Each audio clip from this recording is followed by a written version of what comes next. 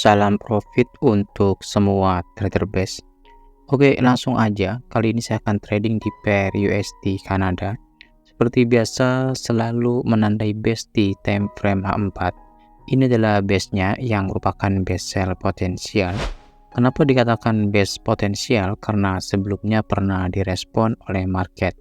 Jika kita lihat di time frame 1, respon pertama market yaitu membuat setup sell dominan break. Ini candle dominannya dan ini adalah candle yang breaknya dan harga turun. Lalu sekarang adalah kedatangan market yang kedua kalinya. Tapi di sini jika kita lihat market belum membuat setup CB1 atau dominan, artinya belum ada sinyal jika base sell ini akan direspon oleh market. Yang perlu teman-teman ingat, base ini hanyalah tempat untuk entry, artinya tempat menunggu harga di tempat yang tepat, tapi bukan merupakan konfirmasi untuk entry.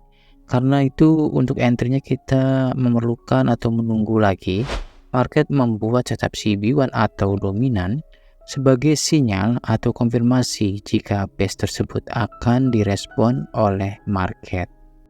Teknik base ini sangat mudah karena analisa awal kita hanya menandai base inggap yang merupakan konsep dasar dari teknik supply and demand atau SND. Dan pola candlenya bersifat objektif karena semua trader base yang analisanya menggunakan base inggap akan melihat pola candle yang sama di market. Saat ini market masih dalam running harga dan belum close candle di time frame 1. Kita perlu menunggu close candle terlebih dahulu untuk memastikan jika candle B ini atau CB1 ini di break. Karena jika belum di break maka candle CB1 ini berpotensi akan menjadi pijakan harga akan naik lebih tinggi lagi.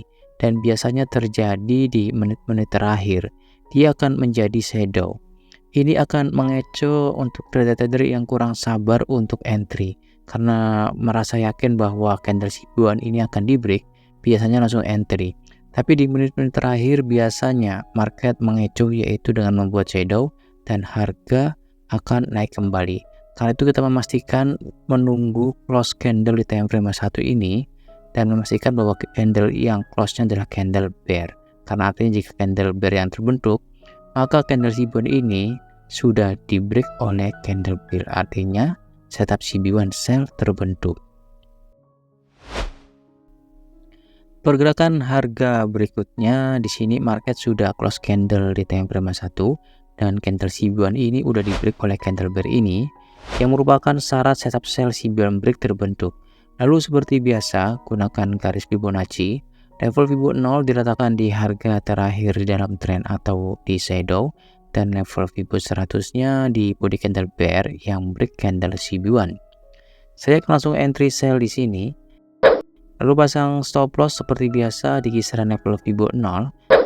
Sedangkan untuk take profitnya sendiri di level Fibo 261. Karena untuk entry di kisaran level Fibo 100, take profit ideal bisa diletakkan atau ditargetkan di level Fibo 261. Di sini juga terdapat setup full margin, yaitu ada base di dalam setup. Untuk teman-teman yang lebih suka entry saat harga koreksi, bisa tunggu harga di base sell ini atau menunggu harga di level Fibo 50. Karena ini akan meningkatkan risk rewardnya. Kalau entry di level Fibo 50 dengan stop loss di level Fibo 0 dan take profitnya di level Fibo 161, bisa mendapatkan RR-nya itu yaitu 1:2. Kalau target take profitnya di level Fibo 261, maka bisa mendapatkan RR-nya yaitu 1:4 lebih. Apalagi yang suka tamak, bisa hold posisi sampai ke level Fibo 423, maka bisa mendapatkan RR 1:7 lebih. Tentunya agar aman, hold posisi tetap dibarengi dengan selalu memindahkan SL atau stop loss ke break even point atau BEP atau ke SL plus. Karena itu saya selalu bilang kalau entry, stop loss, dan take profit ini merupakan opsional, dikembalikan lagi ke kebutuhan tradernya masing-masing. Di sini kemampuan teman-teman akan diuji untuk jadi trader yang mampu membuat keputusan dengan tepat sesuai dengan kondisi marketnya. Oke, di sini setup sudah lengkap. Kita tinggal menunggu respon market terhadap base sell dan setup sell CB1 break tersebut. Kalau market merespon, maka harga akan turun minimal sampai ke level Fibo 161 dan idealnya sampai ke level Fibo 261. Pergerakan harga berikutnya di sini harga koreksi ke level Fibo 50. Untuk teman-teman yang menunggu entry atau menunggu harganya di kisaran level Fibo 50, di sini mendapatkan peluang. Tapi koreksi harga ini belum memvalidkan setup full margin karena di sini harga belum menyentuh base sell-nya. A few moments later. Pergerakan harga berikutnya di sini market merespon base sell dan setup sell CB1 break tersebut karena harga turun ke level Fibo 161. Seperti biasa, untuk mengurangi risiko kerugian selalu memindahkan stop loss ke level Fibo 50. Ini dilakukan sebagai antisipasi harga balik arah tanpa membuat setup. Memindahkan stop loss ini juga merupakan opsional. Teman-teman kalau misalnya takut loss, boleh memindahkan ke break even point atau ke SL plus. Untuk teman-teman yang dapat entry di level Fibo 50 bisa memindahkan langsung ke break even point atau ke SL plus. Tapi yang entry di level Fibo 100 masih belum bisa memindahkan stop lossnya ke break even point atau ke SL plus.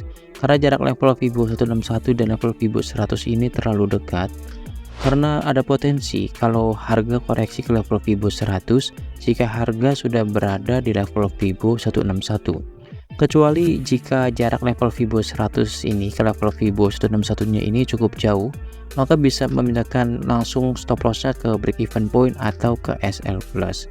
Kemampuan trader untuk menghasilkan keputusan yang tepat didapat dari pengalaman. Karena itu sekarang ini saya jelasin dengan detail banget bagaimana respon saya terhadap setiap pergerakan harga. Karena itu jangan skip videonya karena semua pertanyaan teman-teman sebenarnya udah ada jawabannya. Kalau teman-teman nggak sering skip videonya. Karena saya hanya menggunakan satu teknik, jadi sebenarnya yang saya lakukan ini hanyalah hal yang sama, cuma bedanya respon dari pergerakan harga yang saya lakukan.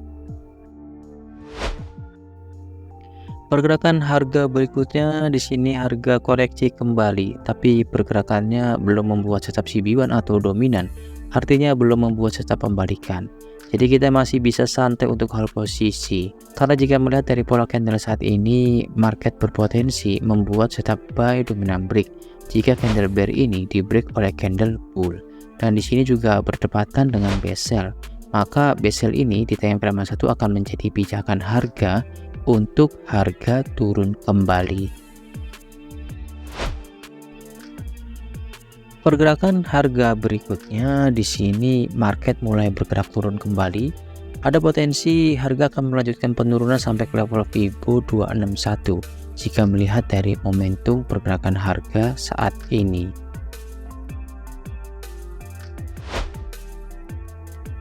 Oke, pergerakan harga berikutnya di sini market membuat setup pembalikan karena harga membuat new low, maka candle bull ini berlaku sebagai CB1 dan candle bull ini berlaku sebagai candle konfirmasinya.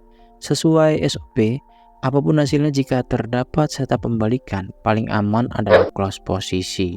Karena jika setup buy CB1 break ini direspon oleh market, maka harga akan naik kembali. Tapi jika trennya kuat, maka harga tidak akan merespon setup ini dan harga bisa kembali turun. Jika kita sebagai trader dihadapkan oleh dua pilihan untuk close posisi karena berpotensi menghasilkan kerugian karena ada setup pembalikan, atau tetap hold posisi untuk mendapatkan keuntungan dan tidak merespon setup pembalikan yang terjadi, maka pilihan kita adalah close posisi untuk menghindari kerugian. Ingat, karena kita sebagai trader yang kita bisa atur adalah risikonya, sedangkan untuk profitnya itu merupakan bonusnya. Pergerakan harga berikutnya di sini market tidak merespon setup pembalikan, yaitu setup buy CB1 break, dan harga melanjutkan penurunan ke target take profit di level Fibo 261. Apakah di sini saya menyesal? Tentunya tidak, karena saya udah sesuai dengan SOP teknik yang saya gunakan. Jika market bergerak tidak sesuai dengan SOP teknik trading yang kita gunakan, maka kesalahannya bukan pada kita, tapi market yang bergerak tidak sesuai dengan teknik trading yang kita gunakan. Dan kasus seperti ini biasa terjadi. Apapun teknik tradingnya, akan ada market yang bergerak tidak sesuai dengan analisa teknik trading yang kita gunakan. Karena itu untuk teman-teman yang masih berada di fase berburu teknik, coba stop untuk berburu tekniknya. Mulailah dengan teknik yang paling sesuai dan yang paling cocok dan yang paling teman-teman kuasai. Jadi tidak harus menggunakan teknik yang saya gunakan, tapi teknik yang paling teman-teman kuasai. Teman-teman bisa mempelajarinya cara mengantisipasi pergerakan jika harga bergerak tidak sesuai dengan tekniknya, sampai teman-teman benar-benar menjadi ahli dan mampu mengantisipasi pergerakan harga sebelum terjadi menggunakan teknik yang paling teman-teman kuasai. Karena jika hanya belajar teknik aja itu sangat mudah, karena di zaman sekarang udah banyak teknik-teknik yang bisa kita cari di Google, di YouTube, dan banyak mentor-mentor yang mengajarkan teknik trading. Dan saya yakin teman-teman sebenarnya juga udah paham, karena teknik trading itu ilmu yang terlihat oleh mata kita. Jadi mudah untuk dipelajari, karena biasanya indikator dan teknik trading lainnya itu bisa kita baca dengan mudah, yaitu menggunakan mata kita. Tapi ada yang jarang dipelajari karena tidak terlihat oleh mata, yaitu pengalaman atau jam terbang. Karena pengalaman ini sangat mahal, karena prosesnya yaitu melalui banyak waktu yang dibutuhkan, maka sedikit sekali yang mengajarkan dan yang sharing pengalamannya bagaimana memahami kondisi market dan mengantisipasi setiap pergerakan market menggunakan teknik yang digunakan. Oke, sekian videonya.